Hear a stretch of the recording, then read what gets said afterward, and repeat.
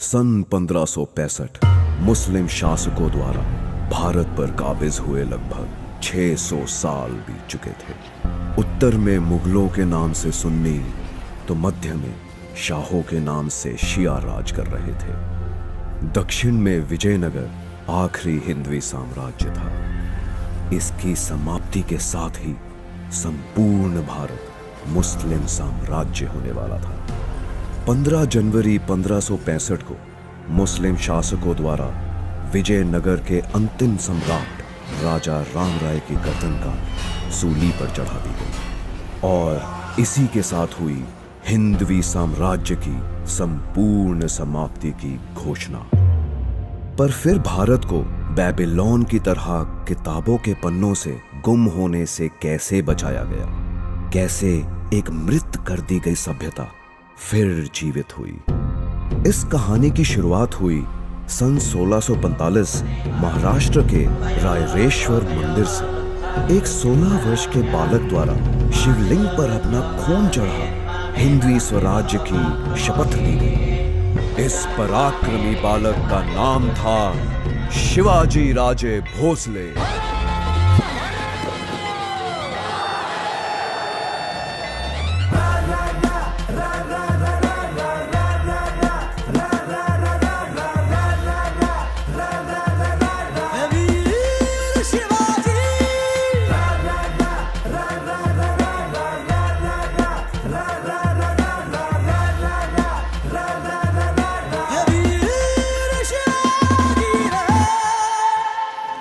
केवल 16 वर्ष के इस बालक ने 2000 की सेना के साथ विश्व की सबसे बड़ी सल्तनत को चुनौती दे डाली। एक एक कर वो मुगलों व शाहों के किले जीतने लगा। सन 1659 में मुस्लिम जगत के सबसे खूंखार सिपहसालार अफजल खां को शिवाजी से निपटने के लिए भेजा गया।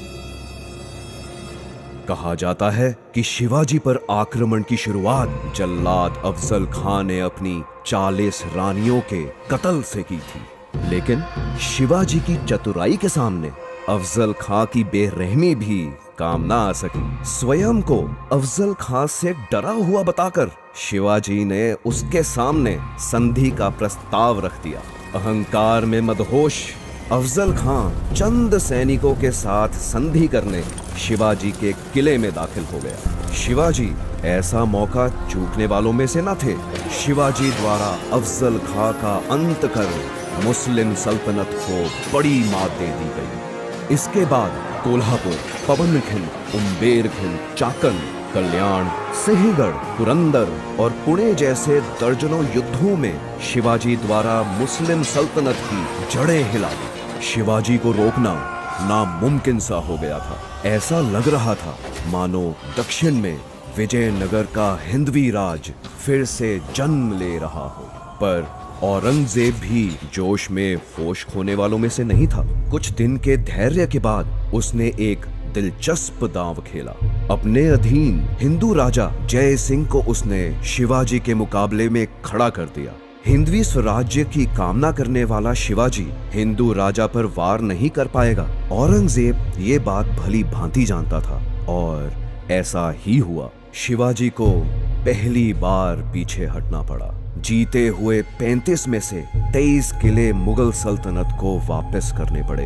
एक बार फिर भारत भूमि के किसी योद्धा को अपनों के ही कारण परास्त होना पड़ा। इसके बाद शिवाजी ने एक हैरान कर देने वाला निर्णय लिया। उन्होंने औरंगजेब को एक पत्र लिख उसकी ओर मित्रता का हाथ बढ़ा दिया। सब स्तब्ध रह गए। शिवाजी इस दांव से क्या हासिल करना चाहते थे, किसी को कुछ नहीं समझ आ रहा था। शिवाजी को झुका हुआ देख औरंगजेब काफी प्रसन्न हुआ।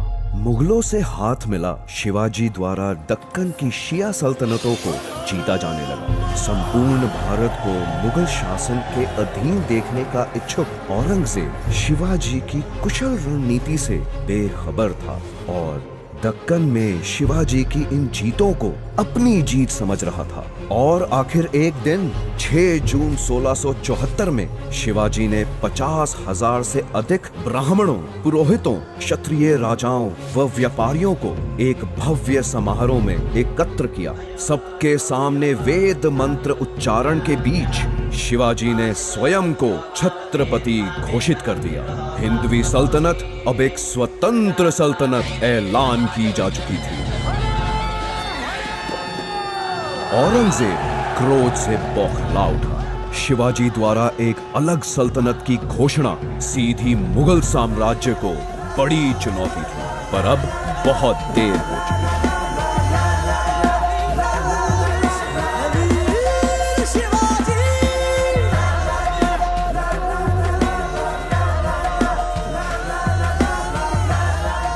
औरंगजेब के साथ संधि की आड़ में शिवाजी द्वारा अपार शक्ति इकट्ठी की जा चुकी थी। सैकड़ों किलों को फतेह कर हिंदवी सल्तनत का प्रभाव पूरे दक्षिण भारत में फैला दिया गया था और अब उत्तर के मुगल साम्राज्य से निपटने का समय था। लेकिन एक दिन 3 अप्रैल 1680 को अचानक शिवाजी की मृत्यु की खबर आई।